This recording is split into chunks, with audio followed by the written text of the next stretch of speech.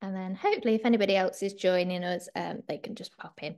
So welcome everybody. We're going to go through preparing the phonics screening for the phonics screening check today. So I'm Amelia. I do the training for Phonics Shed. I'll be delivering the webinar. I've got Claire with me who's just going to help on any questions and answers in the chat box that you want to put in. She'll help try and answer them while I'm doing the webinar. So first of all, what is the phonics screening check? Well, it's a check of 40 words that happens in year one. It's 20 real words and 20 pseudo words, so not having any meaning in English at all. They're not meant to sound like words that have meaning in English either. Sometimes there's errors on that one. There's no time limit with it at all, and the pass mark is variable. However, since it started in 2012, it has always been 32. It can change though, so don't rely on it being 32. So it looks a bit like this if you've not seen them before. Section 1 is the slightly easier GPCs in the phonics screening check. You've got some of the real words on the left here. They're shown just plain. And the nonsense words or the pseudo words, also called alien words, are usually shown with a little monster picture there on the right as well. And then in section 2, the GPCs get a little bit trickier. So all those grapheme phoning correspondences, we're starting to use some of the more challenging ones in section 2. Also, some of the words are a little bit longer as well, having more letter sound correspondences within each word. But there's still some pseudo words or nonsense words in there. It happens in the June of year 1 for all children. It will, this year, 2024, it is on the 10th or the week beginning the 10th of June. You can do it any time in that week from the 10th to the 14th. And if children are absent, you can do it in the following week as well. If children do not pass the check or reach that pass mark in year 1, they can resit it in year 2 at the same point in the year. So any year 2s that didn't pass will be doing it at the same time. Now, why do we have the phonics screening check? It's all to make sure that children have learned this phonic decoding to an age-appropriate standard. So children who haven't reached this should be receiving extra support. So the purpose of the phonics screening check is to identify those children that haven't got that age-appropriate standard of decoding so that we can give them extra support. The early reading is so important for children. It is really vital. It's the most important skill that's stressed in everything from the DFE, which is why we've got this assessment so early. And a lot of people question why we use nonsense words in the check. They're a really good assessment tool because you can guarantee that the children won't have seen them before. But also there are some cases where you do see nonsense words in real life, like in books where authors use made up words. You still need to be able to decode them. You can't learn those by sight. And even in place names and sometimes just words you've not really heard of before, you can end up seeing strange GPCs. So being able to apply it in all these different scenarios is really helpful. So I'll just dive into a bit of the structure of the check. If you are administering it, you do need to be phonics trained. You need to be known to the pupil. However, you cannot be related to the pupil. You need to follow all the training and the instructions that are given by the testing agency, and it should be in a quiet and comfortable space with no displays to help. So make sure wherever you are doing that phonics screening check, you need to take down any of your Phonics Shed displays, sound charts and things like that can't be in the room. So section 1, there's a guide online from the testing agency that says exactly which grapheme phoning correspondences can be in which sections. So the first section, so that's the first 20 words, all have sounds that are covered in chapter 2 and chapter 3 of Phonics Shed. And we've got this document to show where they are covered. So I'll show you where that is at the end of the session. But you can see most of these sounds covered in that first section are chapter 2, and there's a few chapter 3 sounds as well. So generally speaking, most of the grapheme phoning correspondences in that first section, children will have access to from reception. The phonetic structure could be consonant, vowel, consonant, like cat, this, or mash. Also shall, charm, and moon. So you can have about 5 or 6 letters in some of your CVC words, but they are still all consonant, vowel, consonant. You might also get some VCC, so vowel, consonant, consonant, like act, and some CVCC, like pram, greed, or clock, or 2 consonants at the end, like bend, feeds, or chips. So there will be 8 real words in that first section and 12 pseudo words. So there are more alien words than real words in that first section. 3 of these will be guaranteed to be 3-letter words that are CVC. So orthographical means the actual letters are CVC, not just sounds. They will be pseudo words as well. There'll be 1 VCC, orthographical pseudo word, 4 real and 4 pseudo words for the 5 remaining CVC phonological representations. So that's where you might get some of your consonant digraphs in there, like charm and things like that. You could have 2 real and 2 pseudo words for the CCVC, and the same again for the CVCC phonological structure there. Now this is section 2. There's a bit more in here, but you can see I've again done this chart where we can match it all up to where it's taught in Phonics Shed. All the new ones that weren't in section 1 are in bold on the document as well, so you can see which ones have been added there.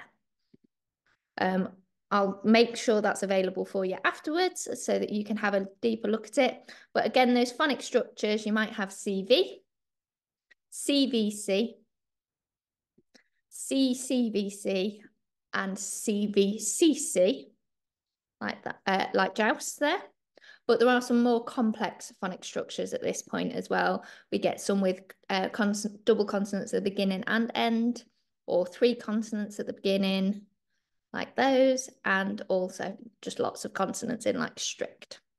We also get some 2-syllable words, which are 5 to 8 letters long. So there's more real words than pseudo words in this section. There's 12 real words, 2 real and 2 pseudo words of CVC, phonological, 2 real and 2 pseudo words of CCVC or CVCC, and the same for the CCVCC. Oh, lots of C's and V's here. And some more 2 real and 2 pseudo words of the more complex consonant structures. And there will be 4 2-syllable real words, a 5-letter, a 6-letter, a 7-letter, and an 8-letter one there. Now, it's a bit easier for me to go through what isn't there rather than what is there. So here I've compared it to the Phonics Shed planning, and these are the things that are covered in Phonics Shed that won't necessarily be in your Phonics Screening Check. We've got additional doubles like GG or BB. URE is not covered in the Phonics Screening Check at all. And the same for the ear sound as well. OE as a digraph is not covered in the Phonics Screening Check. You've got your EW making the OO sound, isn't in there. EY making the E or the A. ARE making the air sound. OR where it's making the sound. I've already said that one with the previous one. O making the OO sound, and A making A or O sound won't be in there either. Your Y's, you've only got the Y one, you haven't got the EI or I one, and the horrible Z sound isn't in there either. So these are still really important, and we still want to cover them, but they won't be in your Phonics Screening Check. There's a lot of our curriculum that isn't covered by the Phonics Screening Check, and our assessment shouldn't be dictating what our curriculum is. So high frequency words aren't covered in there, and the common exception words generally. Certain GPCs, even though they're in the curriculum, they're not in that Phonics Screening Check. Anything from Appendix 1 or Appendix 2 of the spelling appendix, the grammar appendix, not guaranteed to be covered. And also you've of course got your other reading skills like comprehension, writing, transcription, and composition as well. So it's not like the assessment's going to say that we're age related. Okay, let's move on to things to actually help the children with it then. You've got lots of online games, so you can use all of our Phonics Shed online games to help the children practice reading different words. Reading books is also really, really helpful. You can use the Phonics Shed decodable books because they will have the focus sounds in. So if you've got a child that's struggling with the OR sound, setting them this book might be really helpful to try and get them reading that in words. but also real books and real children's literature is also really helpful too. There's lots of enhanced or continuous provision suggestions in with the Phonics Shed lesson plans. So to increase the amount of time you've got focusing on phonics, you can use some of these to help increase that. And the Phonics Shed planning, we have a specific section on our medium-term plan for Chapter 2 to 4B consolidation. And this helps you get nice and prepared for that Phonics Screening Check. So if you go on the website to Phonics Shed and then click on Scheme, select Chapter 4B, Chapter 2 to 4B consolidation right at the bottom there. On the screenshot, there's 4 weeks of planning there. There will be 6. There is 5 at the minute, but there will be 6 very shortly as well to cover that.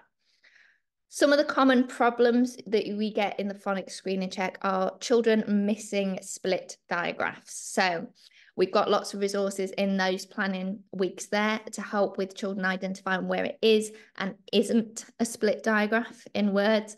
So we've got lots of words which might give them a hint of it's might be a split digraph, it might not be. Things like have, children might think it's a split digraph when it's not.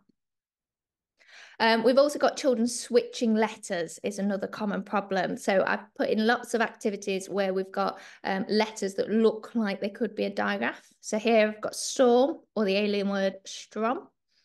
And again, doing lots of sorting with whether it has that digraph or trigraph in or doesn't. And it just looks like it does if I start switching the letters around. There's easily confused graphemes as well. I had children that always struggled with ch, sh. All those ones with a H in, they always used to swap around. And there's certain ones like B and D are very easily confused, or A and OI often easily confused. So again, specific activities in there to focus on those ones and where they are different to help the children with that.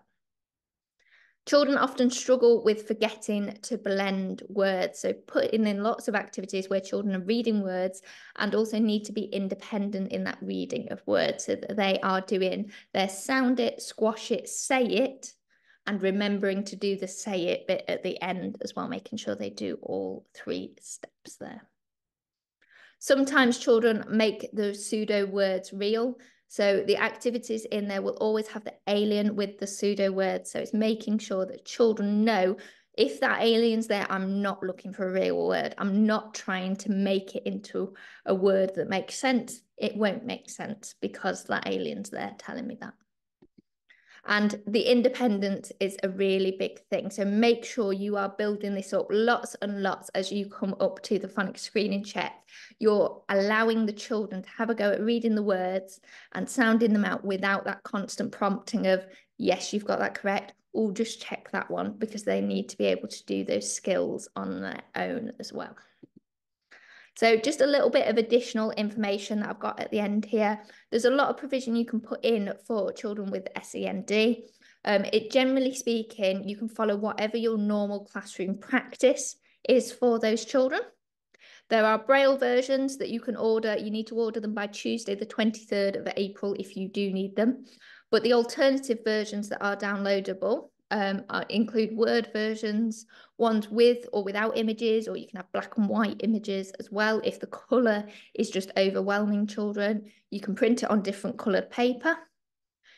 Children with hearing impairments can use cued speech if it is familiar to them, and speech difficulties can be considered. So if you know that a child cannot pronounce their phoneme correctly and it's always more of a, but that's how they read the word in it, you can accept that. Also, you can use the Phonics Shed actions as that cued speech. So if a child says a sound to you and you're not sure what sound they say, but they do the Phonics Shed action with it, that is okay to accept if that is the correct action for the sound that they're trying to say there. And also you can have the children put sound buttons on the words as well. If you're doing that, they will need a completely blank sheet each time. You'll have to print out different versions for every child that's doing that, but they are allowed to draw their own sound buttons on if that helps, if it's your normal classroom practice. So that comparison guide, which I think will be really helpful for some of you, is available to download from here. You can either go on this link, or if you scan that QR code, it will take you straight to it as well. It is a free download, so you don't actually need a login to access it. You can get to it anyway, and it will just show you what chapter and what set all those different grapheme phoneme correspondences are covered in. Next week, I've got a webinar on what is the phonics screening check that is for parents and carers. So I'd really appreciate if you let your parents and carers know in your school. If there are any that would like to join, they can do that for next week. And if you want to follow any of our social media pages, you can do. We're on Facebook, Instagram, Twitter. We've got a YouTube channel with all our songs on as well, which can be really helpful. And if you need any support with anything, please make sure you email support@edgehead.com. Okay, I think that's all from me. So if anybody's got any questions, feel free to ask. But if not, I will end the webinar.